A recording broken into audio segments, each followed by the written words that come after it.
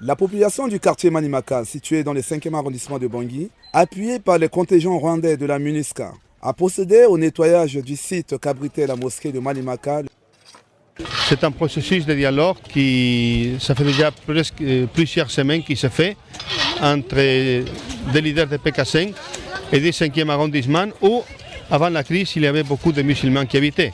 Ce sont les leaders communautaires qui ont dit les musulmans qui sont déplacés à PK5 et qui à l'époque habitaient ici au 5e arrondissement, rentrez chez nous, vous êtes nos voisins, on vous souhaite la bienvenue. Et comme signe de bonne volonté, ils ont décidé de nettoyer la mosquée aujourd'hui. Cette activité vient renforcer le processus de la cohésion sociale, le vivre ensemble et prépare le retour des déplacés du site du 3e arrondissement dans leur quartier d'origine.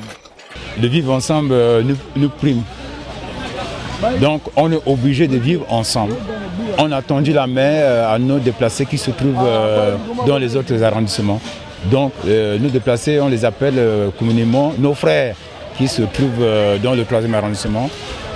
C'est une manière de prouver à nos frères que la guerre est terminée, on doit reconstruire notre arrondissement. L'année a passé et puis n'a pas connu ça. Après les casses, nous avons tous pris conscience de nos actes.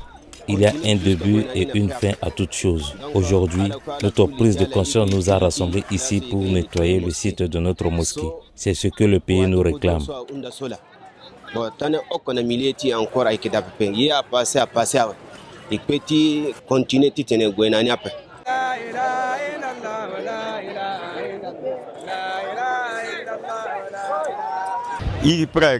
Nous sommes prêts à accueillir nos frères musulmans déplacés.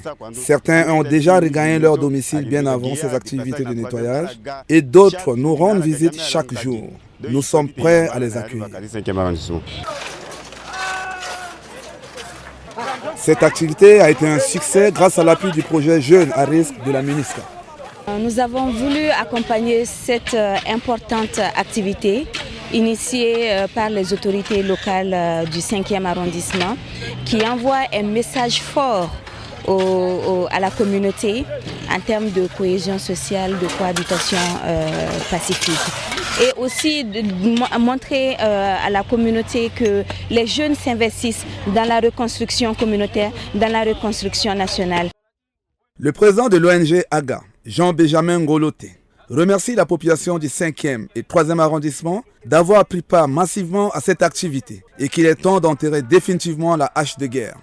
Je voudrais dire à la population centrafricaine qu'il y a un temps pour faire la guerre, mais il y a un temps pour faire la paix. Le moment de faire la paix est venu. La paix n'a pas de prix. Je dis ici que celui qui a fait du tort, là, il a peur. Mais c'est celui qui n'a rien fait, c'est lui qui doit aller vers celui qui lui a fait du tort pour lui dire « je te tends la main ». Et aujourd'hui, nous devons tendre la main les uns les autres pour que la paix soit réelle et afin que nous puissions nous unir pour reconstruire la Centrafrique.